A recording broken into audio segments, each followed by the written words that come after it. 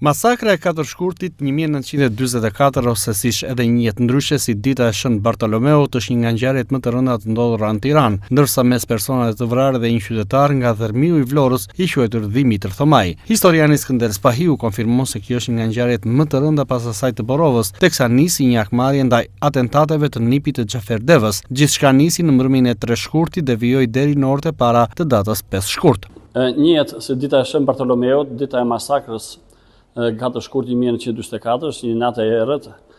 Kanë filluar pastrimet e njerëzve të cilët në pretekst e një atentati të bërë në këtë kohë ndaj nipit të Xhafer Devës, nacionalistët shqiptarë ndërmorën aktin e vrasjes së mjaft shqiptarëve në qytetin e Tiranës, ndër të cilët ka qenë edhe një person nga Dhermiu i Vlorës, me emrin Thomaj, Dimitër Thomaj, i vrarë dhe i gjendur i vrarë para hotelit ku ai kishte vajtur të mbaronte punët e tij në qytetin e Tiranës.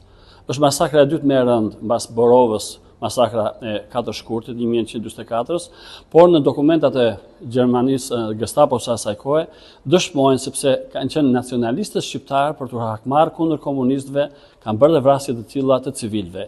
Këta njerëz nuk ishin uniform, ishin njerëz të paarmatosur.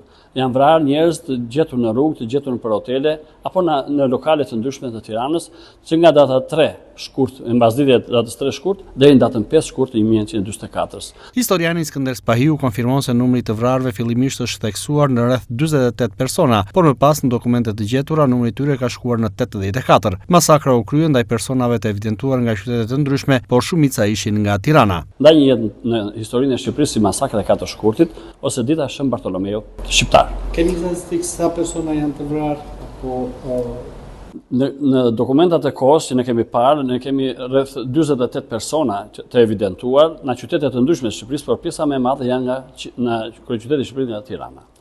Gjë që dëshmon se këta janë njerëz të radhë, njerëz të cilët u vendosën në listat e Xhafer Devës për hakmarrje ndaj atentateve të nipit të tij apo të tjerë personaliteteve që drejtonin këtë kohë qeverisë shqiptare. Nuk janë gjetur statistika të sakta për këtë pjesë të kësaj nate ose këtyre ditëve të vrasjes së njerëzve të pafajshëm, por ka dëshmi, ka të dhëna që numri ka qenë më i madh i vrasjes së njerëzve në masakrën e 3, 4 dhe 5 shkurtit të vitit 1944. Masakra e 4 shkurtit 1944 mbetet nga ngjarjet më të rënda në historinë shqiptare, ku sipas dokumentave u vran edhe civilë të pafajshëm, ndërsa numri i tyre është në rreth 84 persona.